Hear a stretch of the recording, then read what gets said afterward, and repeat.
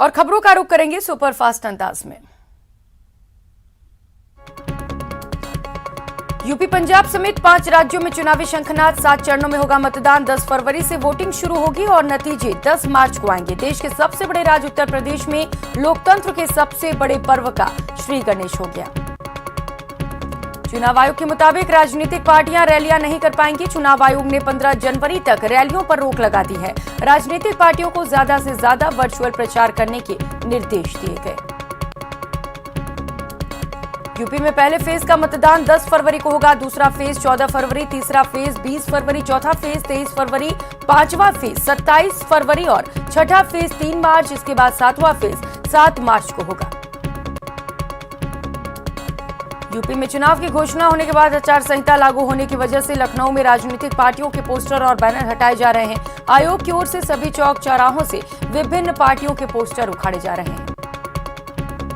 चुनाव की तारीखों के ऐलान के बाद सीएम योगी आदित्यनाथ ने कहा कि भारत निर्वाचन आयोग ने देश के सबसे बड़े राज्य उत्तर प्रदेश समेत 5 राज्यों में विधानसभा चुनाव की घोषणा की है। प्रधानमंत्री मोदी जी के मार्गदर्शन में उत्तर प्रदेश पिछले 5 वर्षों में विकास की राह पर चल रहा है। चुनाव की तारीखों का ऐलान होने के बाद कांग्रेस नेता मल्लिकार्जुन खड़गे ने कहा कि चुनाव निष्पक्ष होना चाहिए। हमारा अनुरोध है कि चुनाव आयोग को निष्पक्षता से काम करना चाहिए। तारीखों पर अपनी प्रतिक्रिया देते हुए सपा प्रमुख अखिलेश यादव ने कहा कि ये तारीखें बदलाव की हैं। शुरुआत 10 फरवरी से हो रही है और 10 मार्च तक परिणाम आएगा। पंजाब सरकार ने यूनियन पब्लिक सर्विस कमीशन से मिले पैनल के विचार के आधार पर वीरेश कुमार भावरा को नए डीजीपी के रूप में नियुक्त किया है। राज्य के मुख्यमंत्री चरणजीत सिंह चन्नी ने चुनाव आचार संहिता लागू होने से कुछ घंटे पहले ही वर्तमान डीजीपी सिद्धार्थ चट्टोपाध्याय की जगह नए डीजीपी की नियुक्ति पर मुहर लगाई। ये मोदी के नाम पर लड़ा जाएगा 2023 का चुनाव। जैसलमेर में बीजेपी प्रदेश अध्यक्ष पूनिया का बड़ा बयान, कांग्रेस पर भी साधा निशाना, अभी भी धधक रही अंतर्कलह की आग। संसद भवन में कोरोना ने अपना कहर बरपाया। संसद भवन में काम करने वाले करीब 400 स्टाफ सुरक्षाकर्मी कोरोना संक्रमित पाए गए। 6 और 7 जनवरी को टेस्ट किए गए थे। दिल्ली एम्स में 200 और मेडिकल स्टाफ कोरोना संक्रमित हो गए हैं। एक हफ्ते में दिल्ली एम्स में 400 मेडिकल स्टाफ कोरोना पॉजिटिव पाए गए। महाराष्ट्र सरकार ने कोरोना को लेकर नई गाइडलाइन जारी की है। अब शादी समारोह में 50 लोग ही शामिल हो सकते हैं। अंतिम संस्कार में 20 लोग, वहीं सोशल पॉलिटिकल कार्यक्रम में 50 लोग की सीमा है। रेस्टोरेंट में 50% कैपेसिटी के साथ चलाए जाएंगे। महाराष्ट्र में कोरोना की नई गाइडलाइन आज रात 12 बजे से लागू होगा। रात 11 बजे सुबह 5 बजे तक नाइट कर्फ्यू रहेगा। हालांकि जरूर के लिए बाहर निकलने की अनुमति होगी। वडोदरा में भी ओमिक्रॉन का कहर बढ़ता जा रहा है। शनिवार को प्रदेश में 82 नए ओमिक्रॉन के मामले सामने आए, जिसमें जयपुर में 69 केस, धौलपुर करौली में 1-1 केस, अलवर में 3, सीकर में 2, जोधपुर में 1, चित्तौड़गढ़ में 1 केस और अन्य राज्यों में 4 मरीज सामने आए हैं। बीजेपी नेताओं ने राज्यपाल से मुलाकात कर राष्ट्रपति के नाम ज्ञापन सौंपा और पंजाब सरकार के खिलाफ कार्रवाई की मांग की। मिलने वालों में नेता प्रतिपक्ष गुलाब चंद कटारिया, उपनेता प्रतिपक्ष राजेंद्र राठौड़ शामिल हैं। जोधपुर के स्थानीय सांसद और केंद्रीय जल शक्ति मंत्री गजेंद्र सिंह शेखावत ने कोरोना के बढ़ते संक्रमण को लेकर चिकित्सा विशेषज्ञों और जिले के अधिकारियों की बैठक ली। भरतपुर जिले के जुरहरा थाना क्षेत्र में गौ तस्कर और क्यूआरटी टीम के बीच जमकर मुठभेड़ हुई। इस दौरान गौ तस्करों ने पुलिस पर जमकर फायरिंग की और अंधेरे का फायदा उठाकर मौके से फरार हो गए। अलवर के नीमराना क्षेत्र के डुमरोली कस्बे के नजदीक कायसा गांव में अज्ञात बदमाशों ने घर में सो रहे युवक के सिर में गोली मार दी, जिससे युवक गंभीर रूप से घायल हो गया। सीकर में शुद्ध के लिए युद्ध अभियान के तहत शनिवार को दूध डेयरी पर कार्रवाई की गई। इस दौरान दूध के 3 और मिठाई का एक सैंपल लिया गया। मौके पर 40 लीटर मिलावटी दूध को नष्ट कर दिया गया। अलवर में पुलिस लाइन में तैनात महिला कांस्टेबल के पति ने ट्रेन के आगे कूदकर आत्महत्या कर ली। मृतक की जेब में मिले मोबाइल के आधार पर मृतक की शिनाख्त की गई। बांसवाड़ा में भ्रष्टाचार निरोधक ब्यूरो अपनी सालाना उपलब्धियां गिना रहा है। इसके लिए कोरोना काल में प्रेस कॉन्फ्रेंस तक रखी गई। वहीं परिसर के भीतर सोशल डिस्टेंसिंग जैसे कायदों की कमी भी देखने को मिली। बांसवाड़ा में भ्रष्टाचार निरोधक ब्यूरो ने अपनी सालाना उपलब्धियां गिनाते हुए प्रेस कॉन्फ्रेंस में बताया कि पुलिस पर सबसे ज्यादा भ्रष्टाचार के आरोप लगे हैं।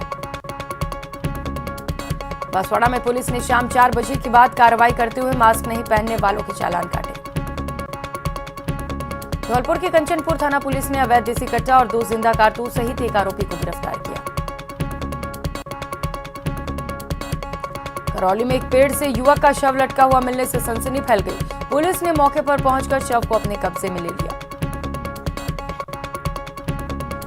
कोटपुतली में सूखे कुएं में एक विवाहिता का शव मिलने से सनसनी फैल गई। पुलिस ने हत्या के शक में मामले की जांच शुरू कर दी। बांसवाड़ा में डिस्ट्रिक्ट स्पेशल टीम ने स्थानीय पुलिस के सहयोग से शहर के सुभाष नगर में संचालित अवैध जुआ घर पर शनिवार को रेड मारी और 28 जुआरियों को पकड़ा। उदयपुर के गोगुंदा थाना इलाके के मलारिया कला गांव में पुत्र द्वारा पिता की हत्या के मामले में पुलिस ने महज 6 घंटे में कार्रवाई करते हुए आरोपी बेटे को गिरफ्तार कर लिया। झारखंड के जामताड़ा से कुख्यात साइबर अपराधी कलीम अंसारी को राजस्थान पुलिस प्रोडक्शन रिमांड पर ले आई। कलीम अंसारी पर राजस्थान में 99,000 रुपए के ठगी के आरोप है। नागौर जिले की मकराना पुलिस ने शनिवार को एक नाबालिग के साथ दुष्कर्म मामले में आरोपी को गिरफ्तार किया। इसके साथ ही घटना में प्रयुक्त की गई कार को भी बरामद किया। कोटा शहर के कोटड़ी सर्किल पर एक चलती बाइक में अचानक आग लगने से हड़कंप मच गया। अचानक स्पार्किंग होने से बाइक आग की गोले में तब्दील हो गई। टोंक जिले में राष्ट्रीय राजमार्ग पर पहाड़ी गांव के पास अनियंत्रित होकर टैंकर पलट गया। हादसे में चालक बाल-बाल बच गया। गनीमत यह रही कि किसी प्रकार की कोई जनहानि नहीं हुई। अलवर के भुगोड़ पुलिया के पास शनिवार को 2 भाई रानीखेत ट्रेन की चपेट में आ गए, जिसमें दोनों की दर्दनाक मौत हो गई। पुलिस ने शवों को पोस्टमार्टम के लिए भेज दिया। लेक सिटी उदयपुर में सज्जनगढ़ पर एक कार में अचानक आग लग गई। दमकल की 2 गाड़ियों ने आग पर काबू पाने की कोशिश की। राजसमंद के देवगढ़ में बाइक को बचाने के प्रयास में पानी से भरा टैंकर बेकाबू होकर खाई में गिर गया। हादसे में जान माल का नुकसान नहीं हुआ। धौलपुर में कंटेनर और ट्रक में भिड़ंत हो गई, जिसमें ट्रक चालक गंभीर रूप से घायल हो गया। घायल युवक को अस्पताल में इलाज के दौरान मौत हो गई। श्रीगंगानगर के केंद्रीय कारागृह के जेल प्रहरी की घर की रसोई में अचानक गैस सिलेंडर में आग लग गई। दमकल की गाड़ी ने मौके पर पहुंचकर आग पर काबू पाया। टोंक में डीएसटी की सूचना पर सदर थाना पुलिस ने चंदलाई में एक दुकान पर छापे मारकर कार्रवाई करते हुए 1 लाख की शराब बरामद की और आरोपी युवक को भी गिरफ्तार किया। प्रदेश के कई जिलों में हुई बारिश और ओलावृष्टि के कारण फसलें चौपट हो गई, जिसको लेकर बीजेपी विधायक रामलाल शर्मा ने चौमू इलाके के खेतों में पहुंचकर स्थितियों का जायजा लिया। कोटा के रामगंज मंडी के विधायक मदन दिलावर का एक वीडियो सोशल मीडिया पर वायरल हो रहा है। वीडियो सातल खेड़ी गांव का बताया जा रहा है, जिसमें विधायक मदन दिलावर और जिला परिषद के पूर्व सदस्य हेमलता के बीच जमकर तकरार हो रही है। राजसमंद सांसद दिया कुमारी ने दिशा कमेटी की अध्यक्षता करते हुए पूर्व बैठक की अनुपालना के संबंध में विभागवार अधिकारियों से जानकारी ली। अलवर जिले में वर्ष 2021 में उत्कृष्ट कार्य करने वाले पुलिसकर्मियों को पुलिस लाइन में आयोजित कार्यक्रम में जिला पुलिस अधीक्षक तेजस्विनी गौतम द्वारा 50 पुलिसकर्मियों को प्रशस्ति पत्र देकर सम्मानित किया गया। सीकर में प्रसिद्ध धार्मिक खाटू श्याम जी में कोरोना का बड़ा विस्फोट हुआ। खाटू श्याम जी में एक साथ 36 नए कोरोना के मामले सामने आए। अलवर पुलिस इस साल की पहली क्राइम मीटिंग का आयोजन किया गया। अलवर एसपी तेजस्विनी गौतम ने क्राइम मीटिंग में अपराध गोष्ठी के माध्यम से पेंडिंग केस निस्तारण और कोविड-19 की तृतीय लहर के लिए गाइडलाइन की पालना करवाने की चर्चा की। चूरू में शनिवार को मेडिकल कॉलेज स्टूडेंट सहित 50 लोगों की कोरोना की रिपोर्ट पॉजिटिव आई है, जिसमें से केवल 10 लोगों में ही लक्षण दिखाई दे रहे हैं। धौलपुर में कोरोना के तीसरे वेरिएंट ओमिक्रॉन और कोविड के बढ़ते संक्रमण के बीच धौलपुर जिला प्रशासन अलर्ट हो गया है। जिला कलेक्टर वैक्सीनेशन सेंटरों का जायजा ले रहे हैं। बूंदी कलेक्टर रेणु जयपाल ने शनिवार को जिले के विभिन्न स्थानों पर 15 से 18 आयु वर्ग के किशोरों के टीकाकरण केंद्रों का निरीक्षण किया।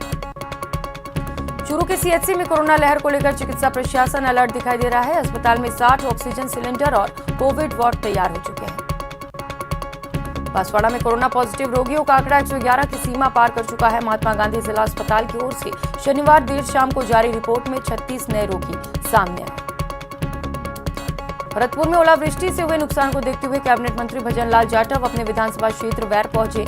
यहां उन्होंने ओलावृष्टि से फसलों के नुकसान का जायजा लिया। कोरोना को देखते हुए करौली में मकर संक्रांति मेला स्थगित करने का फैसला किया गया। कोटा रेल प्रशासन ने यात्रियों की सुविधा को ध्यान में रखते हुए कोटा से नागदा और कोटा से झालावाड़ सिटी जाने वाली 2 नई मेमू ट्रेन के समय सारणी में आंशिक बदलाव करने का फैसला किया।